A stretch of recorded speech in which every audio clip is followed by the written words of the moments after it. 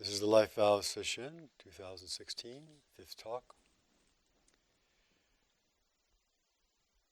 Today I'd like your permission to be guided into seeing the absolute side of things. I'm going to do a little guided meditation. And I ask each of you just to look inside and say, am I willing to follow this? If you're not, it's okay. So, with that foundation, let's start off. Everybody can become aware of their hand, right? We've done this many times. Now notice that you're aware of your hand, and for the way we're looking at it right now, you're able to feel your hand, okay? Hand out there, awareness somewhere else, right? We can do that with the other hand too, just as easily. Awareness can be aware of this hand or it can be aware of that hand, no problem. Okay. Now, awareness can also be aware of your legs, just as easy. Okay? Legs down there somewhere. Awareness says, yep, they're there, there they are. I'm absolutely certain the legs are there.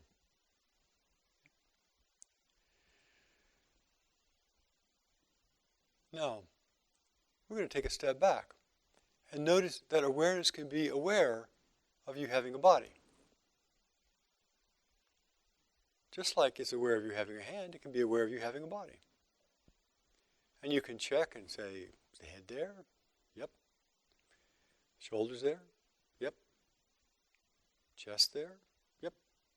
Belly there? Yep. Everything else there? Yep. So awareness can, just as easily as being aware of a hand, can be aware of, yep, I got a body. Let's notice that.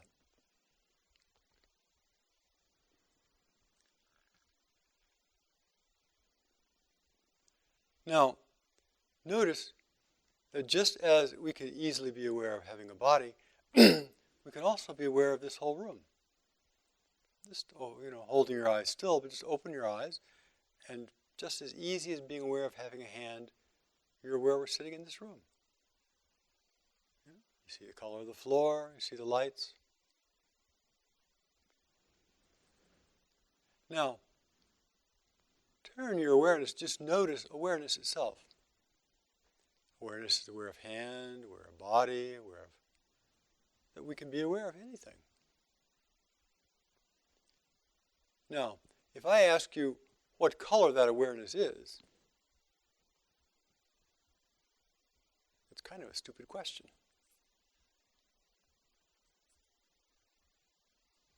If I ask you how old that awareness is, that which is aware of my hand or my body or the room, if I ask you how old is that awareness, kind of a stupid question. It's just aware. If I said, look into awareness and see if it has a shape,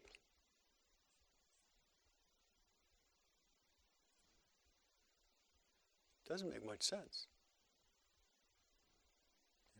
Might be the shape of a hand if I'm in my hand, might be the shape of the room if I'm paying attention to the room.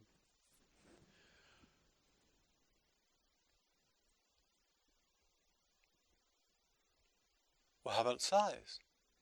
If we just look at this whole room and we think the awareness that's looking at this room, does it have a size? Well, you can make a case for it's the size of the room.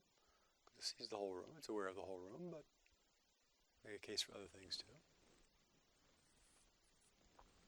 So right here, right now, just allow yourself to take a few steps back into awareness. The whole room, whole body, no big deal. Now notice that when you take a step back into awareness, you can see the mind thinking. Just thoughts, just like I've got a hand, got a few thoughts. No big deal. Just as you can see, be aware of a hand, and be aware of thought, you can also be aware of emotional valence, charge, feelings.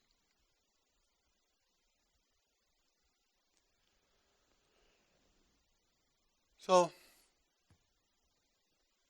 I was going to say just relax, but you don't even need to relax. Just be aware. Everybody can do that very simply. Awareness has no qualities except awareness. Awareness is always present. Awareness is not large or small. Awareness has no color. Awareness has no beginning or end. Awareness has no shape. Awareness has no age.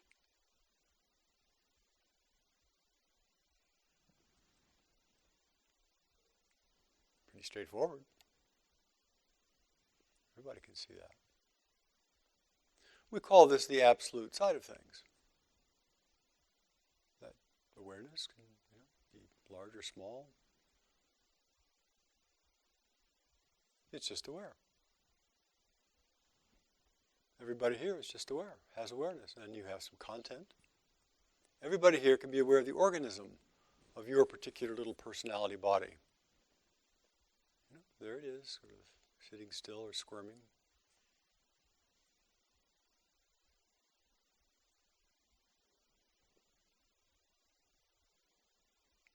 So just take a step back into awareness and realize that everywhere you turn, they're just simply objects of awareness, that they're in awareness.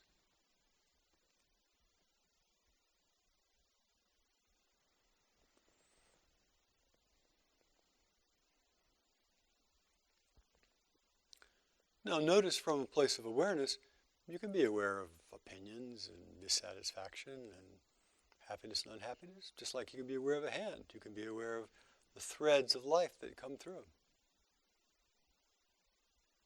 No big deal. Just the way things are.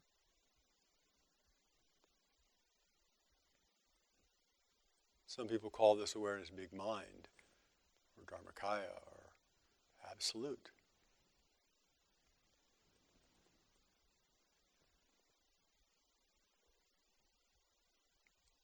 And that awareness can be filled with anything. You can look up at the stars and be aware of stars.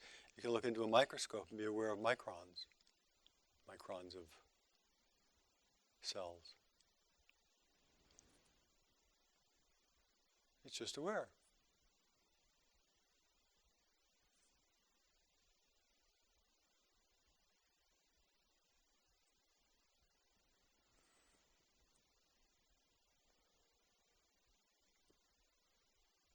Notice you can be aware of love, be aware of hate, be aware of anything.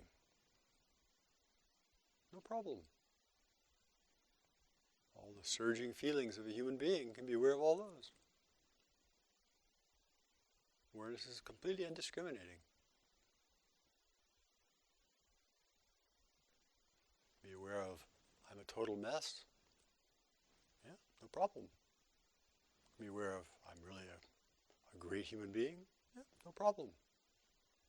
I'm out of my mind. Yeah, no problem. Awareness can be aware. That's its own quality, is awareness. It has no size, no shape, no place, no location.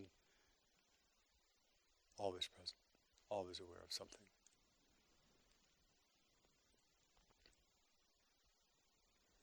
And we can watch with awareness this organism body. Oh yeah, body's got some pain in the knees. Oh yeah, body's got some pain in the neck. Oh yeah, pretty challenging. I'm aware of that. Pretty easy. I'm aware of that. Having fun. I'm aware of that. Lighthearted. I'm aware of that.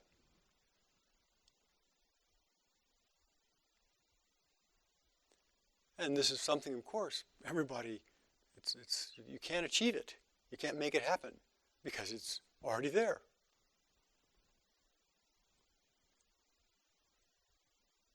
Say, I'm going to get more aware, then what does that mean? That means you're still aware, but now you're going to try to fill that awareness with more tightly compressed molecules or something. I don't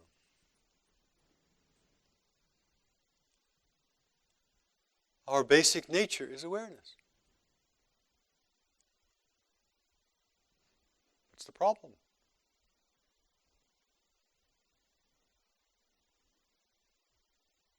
We don't have to struggle to be aware. We just have to be aware of awareness. We don't have to do something dramatic, have some big breakthrough. Everybody here is already aware. Already. You can be aware of doubt, aware of confidence. Just like you are aware of a hand, you can be aware of anything. So, take a step back into awareness. It's not a thing. Can't go anywhere. Step back is a figurative term, of course. Simply be aware that you are aware. Whatever your particular body experience is, or room experience, or thought experience.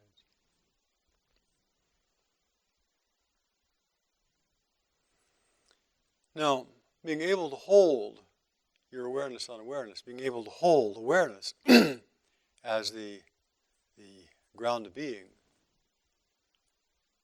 of your life. Awareness has no gender, has no age. So awareness can be just as aware of a young woman as an old crotchety man. No problem. Be aware of somebody who is sick and dying, somebody who is just starting out in life. No problem. No problem. When we begin to see that we are not just the objects of awareness, but there is awareness itself, and it has infinite capacity. You can be aware of the sun, you can be aware of galaxies. We begin to shift our relationship to our bodies and the world. So, do that right now. Be aware of this room, be aware of the talk. Be aware of you're sitting there. It's just aware. Everywhere you look, there's a kind of awareness. I'm really aware the mind is fidgety and restless. It's just awareness. I'm really aware that my mind is calm and serene and deep. Yep, just awareness. No big deal.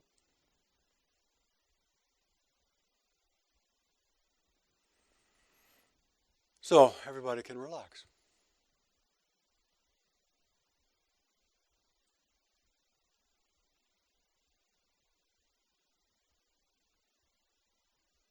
You can stop the struggle.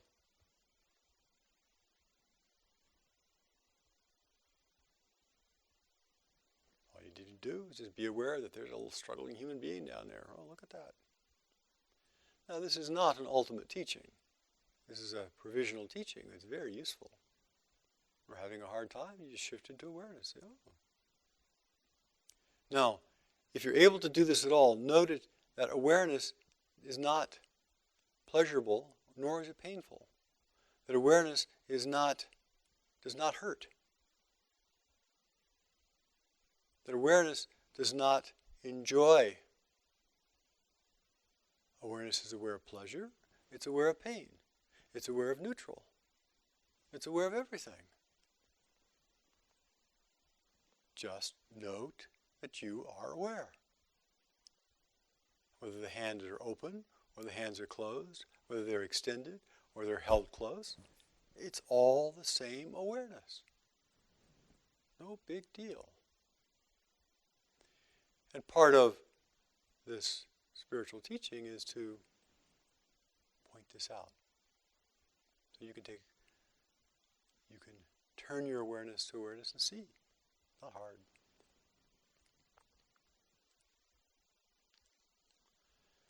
Now, the next step is a little more trickier for some people. This is obvious, what I'm talking about now. It's obvious to everybody once it's pointed out. And it's actually a place that when you're in pain, when you're really having a hard time, you can move to awareness, and somehow it begins to, the awareness is not having a hard time. Awareness is just aware. But the next step is a little more challenging. And the next step is where the absolute and relative come together. We call this state of awareness the absolute side of things, as I mentioned. Big mind, Dharmakaya, Buddha nature, whole, complete, lacking nothing. You know, all that stuff that we hear about in the sutras. That's exactly what it's talking about. Certainly it's not nothing. But the next step is a little more tricky. So when we're aware of a hand, and we're aware of the fingers, we're not aware of the hand or the fingers someplace else. That is, we're aware of the hand and the fingers in the hands and the fingers. There's not like a witness outside witnessing them. You can close your eyes and you know that you've got a hand and fingers there. And you know you have a hand and fingers because you can feel the hand and fingers, because awareness is in the hand. Awareness is in things. You feel the hand from the inside of the hand. You're aware of the body from the inside of the body. We somehow think of awareness as being a visual phenomenon. And the visual phenomena appears to be, I'm up there in the tower of my head and everything else is someplace else out there looking at it. But awareness really, even with the visual phenomena, is not separate from the experience of things. So, if we're hungry and our belly is empty, awareness is in the hungry belly. Awareness and what we call our ordinary life are interfused because we're aware of things from the inside. The visual field, a little more interesting and so a little more challenging to work with too. We always think of somehow I'm back there looking at those things. But awareness of the visual field is awareness of the visual field. So if you close your eyes, there's a visual field. It looks different than if you open your eyes. There's a visual field. If you blink your eyes, there's a visual field. If we turn the room red, there's a visual field. If we turn it blue, there's another visual field. If we filled it with rocks, there's a visual field. If we filled it with chipmunks, there's a visual field.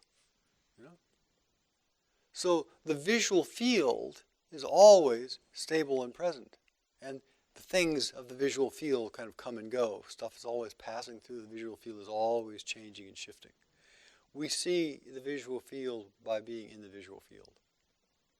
We see the hand. We know the hand. We're aware of the hand by being in the hand. We're aware of the body because awareness is in the body itself. That relative and absolute are actually two sides of the same thing. Awareness and the objects of awareness arise together.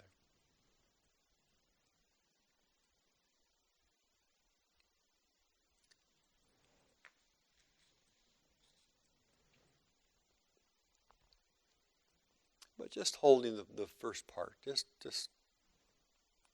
awareness is absolute. Just fine. However, we're going to use this whole teaching I just did, and we're going to begin to unfold it in a practical way. So, become really aware. Okay? And become aware of there's an organism sitting here in your seat, in the room. And that organism is huffing and puffing. And that organism is somehow is resting on the ground one way or another. That organism has got the weight of clothing on it. That organism has a temperature. Just be aware of all that stuff. And if you chomp your mandible, you hear some crunching in your teeth. That's just being aware of the organism. Now, so hold awareness, hold the whole organism, and when I say, imagine there are puppies playing. Imagine we bring a whole herd of puppies in here, and they're all just frolicking around with great pleasure. And you watch the response. Obviously, the response was kind of joyful and happy. Response is warm. We're aware of that our state of this organism changed when we talked about frolicking puppies. That there was a shift. Now, when we bring anything to mind, there's a shift.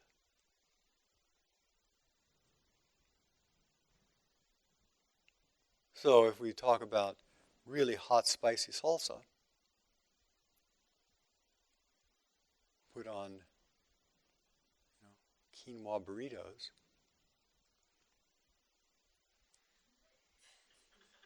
there's a shift. It It might be a shift to, might be a shift to, might be a shift to, that's funny. There's a shift.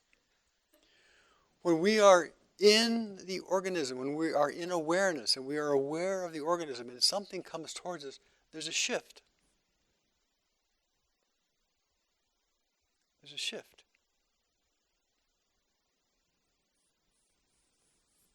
If we think of really high quality dark chocolate like C's candies,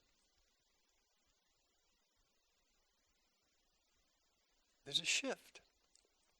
When we're holding this organism in awareness, the shift might be that your mouth salivates a little bit. The shift might be, a little kind of perk of interest. The shift might be some curiosity about getting something. There's a shift. This is, we begin to reach the realm of where we really are aware of the subtlety. We're able to feel deeply and be aware of the ebb and flow of experience in this particular body because we are working with awareness. We're aware of how the hand is moving. We're aware of whether the mouth is salivating.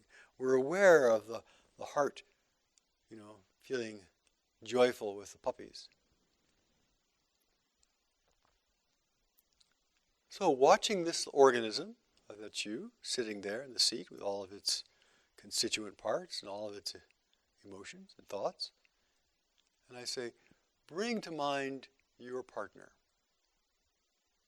Or bring to mind your hoped-for partner.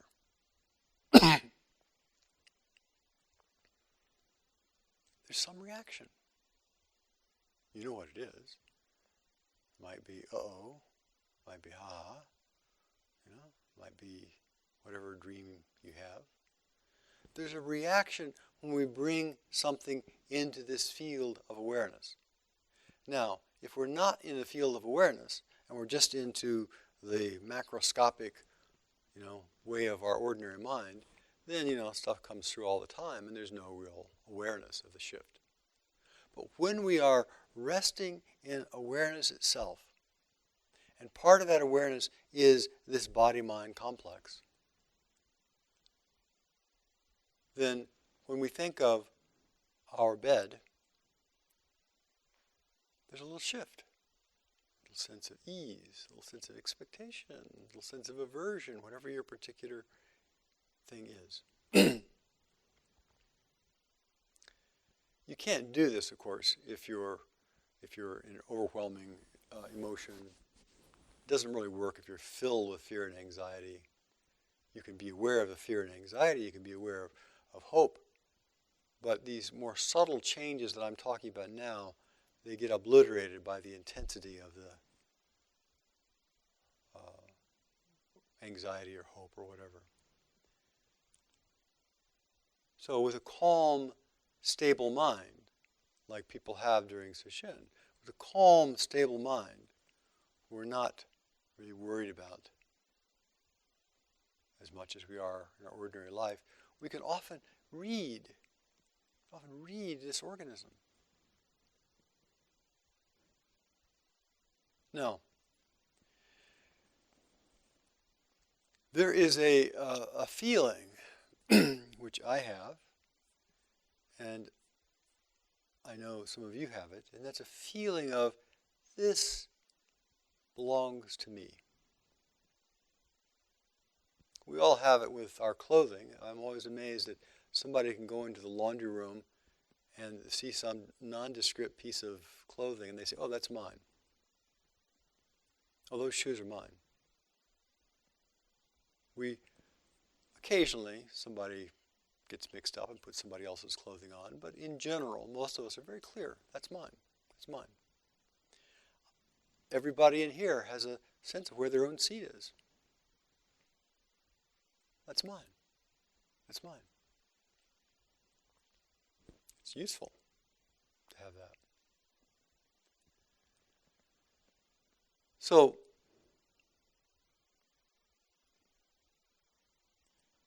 when we think of when something is brought up, into our mind, when something is brought up, when we meet something, sometimes there's a real feeling of, yep, that's mine. That's my responsibility. I have to meet that. That's my duty. That's my connection. Now, of course, every parent knows that teenagers often don't get this at all. The world is so new and it's all so, chaotic and so many different avenues.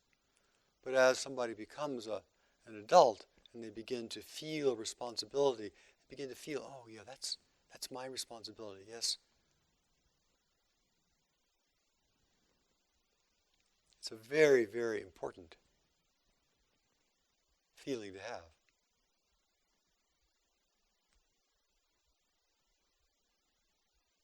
Very, very important feeling to know what we need to meet in our life. Yeah, that's mine.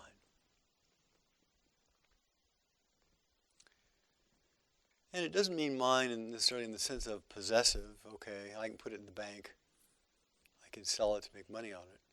But it means that particular problem, that issue, that thing, I really, at some level, need to engage with.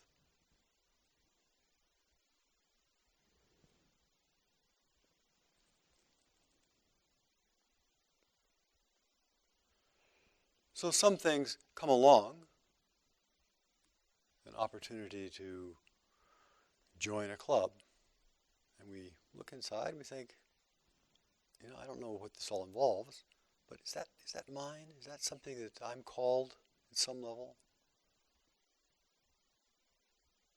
Now, if we don't know ourselves at all, everything is sort of chaotic and neutral, or it's all just filled with grasping.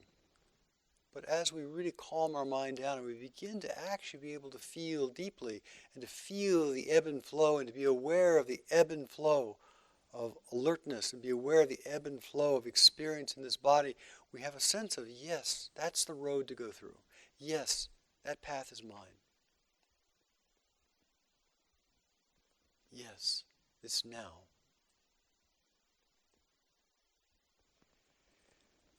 This sense is one, of course, that comes partly out of experience, because if we don't have any experience, we don't really understand sometimes the choices. But it also is a part of the acknowledgement of the future is mysterious, always mysterious. We never know where a particular road is going to lead. So when something comes up to us, an opportunity, a bill, we see a car wreck, we meet somebody. When we meet something in our life, if we have the ability to hold ourselves in awareness, to be aware of this organism, we begin to see, yes, I need to go that road. Yes, no, that's not the road for me. We begin to navigate the karmic infrastructure. We need to navigate what this particular life is called to or is averse to.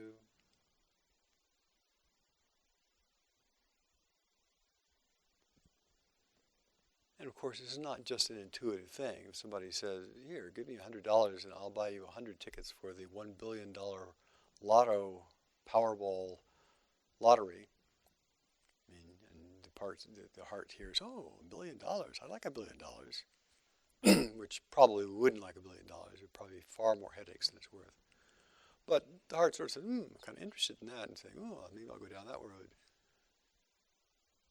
Maybe I'll spend $100 to get a bunch of lottery tickets.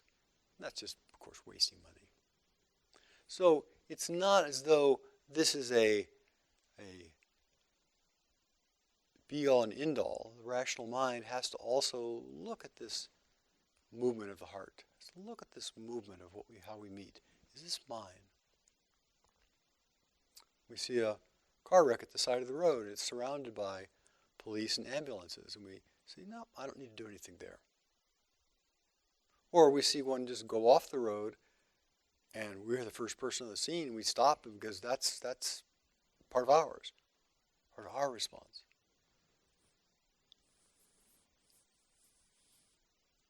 always use this particular sense when people are asking for things, I don't give to everybody. I just wait and see. Is this what's the sense there? It has to be just like that, of course. Now this gets into life vows. This gets into this territory that we've been preparing the ground for the last couple of days, however long we've been here. And it's important to have understand this territory of big awareness. And I encourage you to go back to big awareness. Go back to big awareness. You can be aware of the whole room, be aware of the whole organism. Because if we try to really work with life vows from just our head place, all the shoulds and oughts and reactions and things that we have, so the consciousness is not in the head, but I'm just using that as an example. If we try to go back into vow from this place of should and ought, we lose the deep movement of our life. We lose the feeling of, yep, that's belongs to me. Now, of course, sometimes it is not clear. Future is always unknown. But sometimes we have this sense of yes. Yeah. So, if I ask myself, do I want to teach Dharma? Well, I get an unequivocal yes. And not only have I been doing it for a long time, but it's still there. It hasn't dried up yet. It's still something I'm called to do. I can just feel it inside. Sometimes when you're giving a talk, or I'm giving a talk, the talk is there waiting just to be, you're just the, what's the word, I can't remember the word. You're just the scribe for the talk. The talk is there and you're kind of simply the channel for it. You feel it inside. You feel this particular direction. When we're doing life vows, and we're able to hold our awareness like we've been working on in this way, when we back into awareness,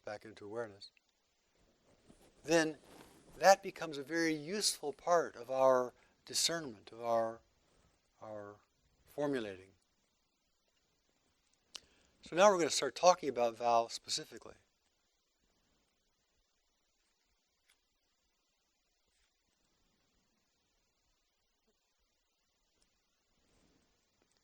So a vow, the way we define vow around here, is to consecrate,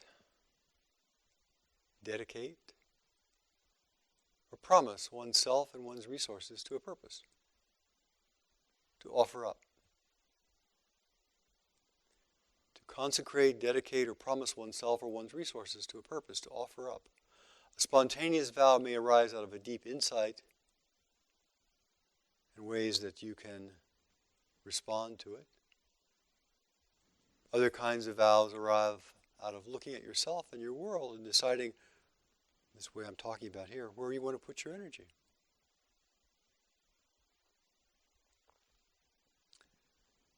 I think that if we boil it down, a vow has something to do with what we want to grow. We can't grow a garden unless we actually vow to be present in the garden. We can't grow a child unless we actually vow to be present for the child. We can't grow our spiritual life unless we actually vow to be present for our spiritual life. We don't grow a political system that's healthy unless we vow to be engaged with it.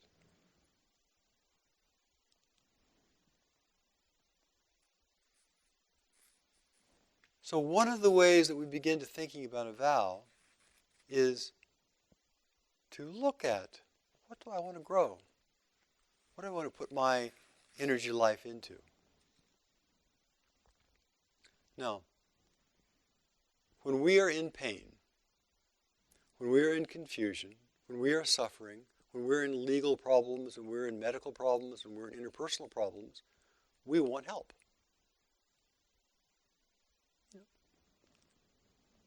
Healthy people, if they've got or healthy psychological people, if they have a bad pain in their lower right quadrant of their abdomen, they say, I need some help here. I need some diagnosis, maybe some treatment. If we are out in the city and we're completely confused, we don't know where we're going or we've lost track of our place in the universe, much less our place in the city, we need help. A classic thing, when we're suffering, we say, help me. Classic. And in a way, we say that suffering and that request, that desire for help, whether it be to the heavens or whether it be to our next door neighbor, in a way I think that asking for help is the foundation of the spiritual life. Now, this is a general paintbrush, of course. There are people who are so terrified or so hopeless that they are unable to do this, but let's put them aside for the time being. And of course, lots of us ask for help and they promptly ignore it. That's just a given. But when we are suffering, we say, help me. Well, other people are just the same. Other people who are suffering also want help. Maybe if they're on drugs and paranoid. But everybody in a car wreck wants some kind of help. If there's a flood, people want help. They sometimes demand help. We go to a doctor because we want help. The Bodhisattva vow, Bodhi just means enlightened, Sattva just means being. The enlightened being vow is we see difficulties out there and we say, I want to help. I want to help. When we're able to hold ourselves and our world in awareness like this, we're able to hold this organism in awareness, and then we see the people and places and things that come towards us. And we see somebody who needs help, and we feel like, oh yeah, that's mine, I can help that person. There's a movement toward them. Or I really want to help people who are hungry. I really want to help people who are lost and confused. I really want to help children. I really want to help animals. I really want to help couples learn how to relate. I really want to help us get our political system together.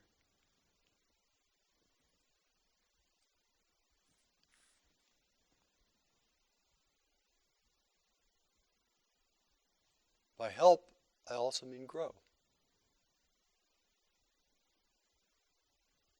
I want to help feed people.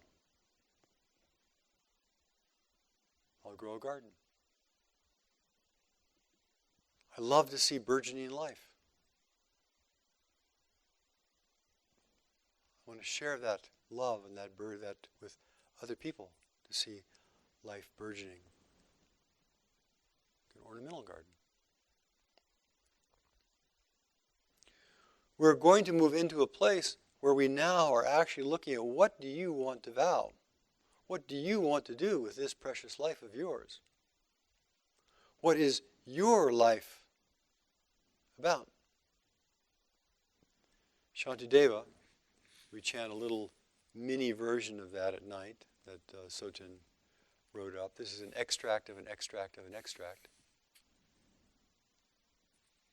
What Shantideva's text called The Way of the Bodhisattva is about vow. Here's how he starts an early part of it. This leisure and endowment, that is our leisure, we have the leisure to come and sit here for a week, and the endowment, we are bright enough to know the English language and bright enough to have our lives organized. We're endowed with lots of faculties, which are so difficult to obtain. If you look at the number of people in the world who actually have the leisure to come and do a week-long retreat, it's very, very small. Which are so difficult to obtain, have been acquired, and they bring about the welfare of the world. If one fails to take this favorable opportunity into consideration, how will this occasion occur again. Just as lightning illuminates the darkness of a cloudy night for an instant, in the same way, by the power of the Buddha, occasionally people's minds are momentarily inclined toward merit. Occasionally people's minds are momentarily inclined toward merit. Thus, virtue is perpetually ever so feeble. The power of vice is great and extremely dreadful. If there were no spirit of awakening, perfect awakening, what other virtue could overcome it? The lords of sages, which have been contemplating for many eons, have seen that awakening alone is a blessing by which joy is easily increased and immeasurable multitudes of beings are rescued. Those who long to overcome the abundant miseries of mundane existence, those who wish to dispel the adversities of sentient beings, and those who yearn to experience a myriad of joys should never forsake the spirit of awakening.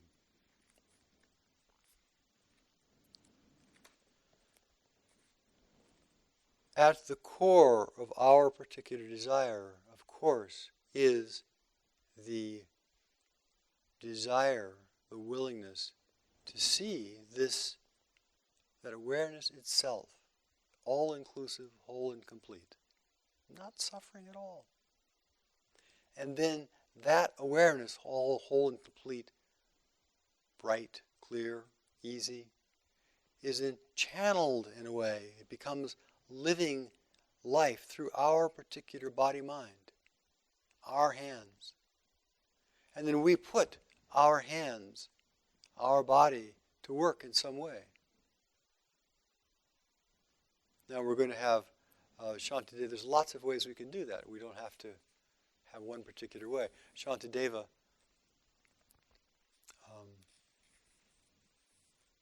has a lot of his vows, his intentions, his promises.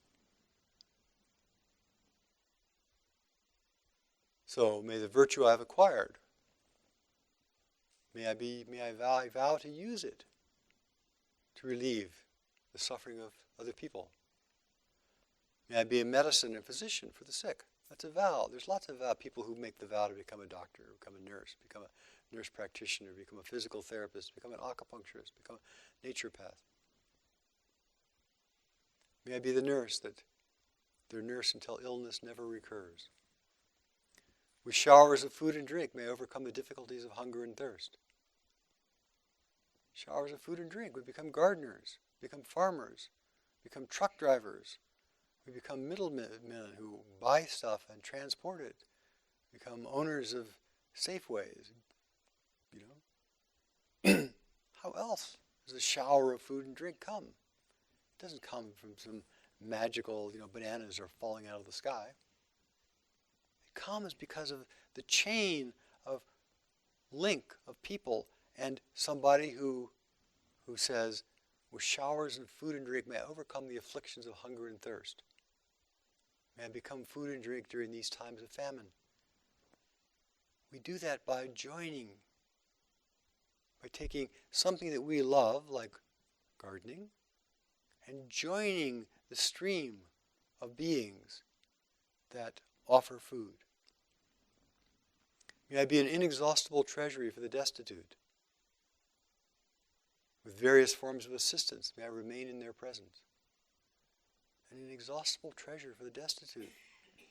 Somebody who's a social worker, somebody who applies their wisdom to people who are really in difficulty, somebody who works with the banking system to help countries or poverty in certain areas, or somebody who helps poverty by driving a truck around and dispensing food. For the sake of accomplishing the welfare of all beings, I give up my body, enjoyments, and virtues the 3 times. Means, basically, when I think it's mine, when it's my job, my responsibility, I do whatever I need to do. So everyone who's been a parent knows that it's not a 9-to-5 job.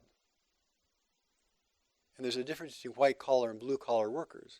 in general. I mean, certainly, I don't know, these days it's all confused, but it used to be very different. Blue-collar workers were 9 to 5, clock in, clock out.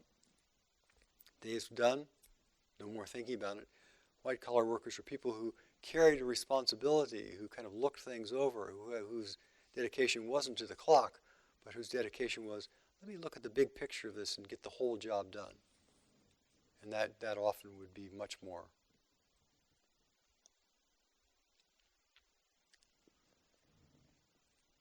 So we're going to be working on vows. And there's lots and lots and lots and lots of kinds of vows. Lots and lots and lots of ways. These are Tori Zenji's vows. I vow not to give up on my spiritual quest. I vow not to waver in faith in the Dharma. I vow to continue even if I'm miserable. A lot of people could use that one. I vow to help others. I vow to penetrate the questions of life, the koans. I vow to refine my functioning in truth. I vow not to be mean at heart. I vow not to be self-centered. I vow to pass on my understanding. Or we have a vow to be filial to our responsibility. We have a vow to support our community. We have a vow to take care of somebody who's sick. So what we're going to do is we have some worksheets which we're going to pass out. And we'll give people, you can chew them over, chew them up if you want. But reflect on these and really, you can write them down. You can begin to write things out. Reflect on these within your own being. If you get confused, go back to wide awareness. There's lots of ways of doing that. The way I just told you today is you're aware of the entire room, and in this entire room is this little being who's sitting there squirming. And it's all awareness. And awareness is always calm. Awareness is always present. Awareness is always at ease. And you realign yourself but with awareness, and then you go back into what I'm going to do with this particular concatenation of karmic bundle of threads right here, my life, my particular DNA. Then tomorrow, Chosen will give a talk in the morning on life. She just finished her book on life vows. And then in the afternoon, we're going to have some time if people need to consult about vows. Jomon's going to be consulting with people. And then we're going to give out some tiles.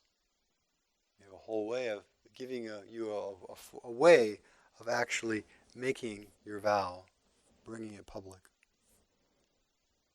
And then on Sunday morning, we'll do a Shrine of Vows ceremony. Now, there's very interesting research about this.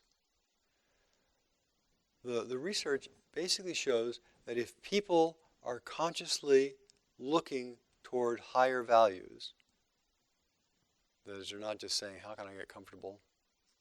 Where's more chocolate? But they're actually saying, how can I be a benefit to others? How can I connect with others? How can that their lives are longer and they're happier? There also is research that says when we are concerned with more ultimate matters, we're concerned with matters that are beyond am I comfortable or not, matters that are about something bigger than ourselves, we are happier, more stable, more productive. It's also the case that if we use the community resources by saying to somebody else, saying it out loud, it kind of has more weight in our hearts. Those of you involved with 12-step programs know at a certain point you have to do all the personal examination, and then at some point you have to tell one other human being. Makes it real. We traditionally do marriage ceremonies in public. Because when we make a vow, when we bring something out into the public, when other people can see it, when we all are looking at it, it gives it a life, gives it a presence. So part of the vow ceremony is we'll take our particular plaques up to the Shrine of Vows.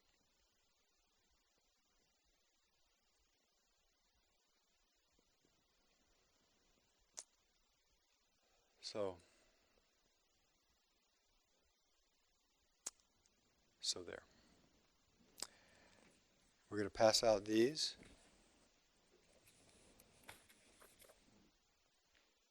Quickly. Give some at the head of the line or however.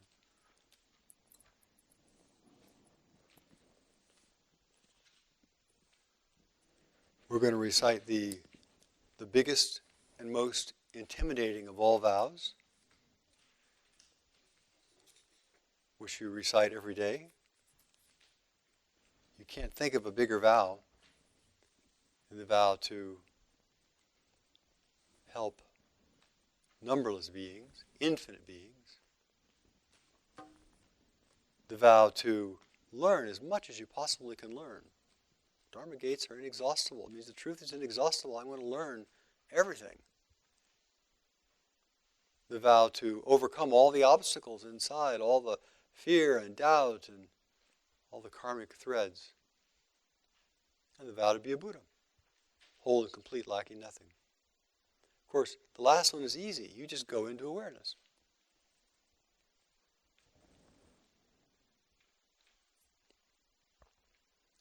So this magnificent vow that we are about to take is a lot scarier if you really take it than anything we come up with personally. So let's try it and see.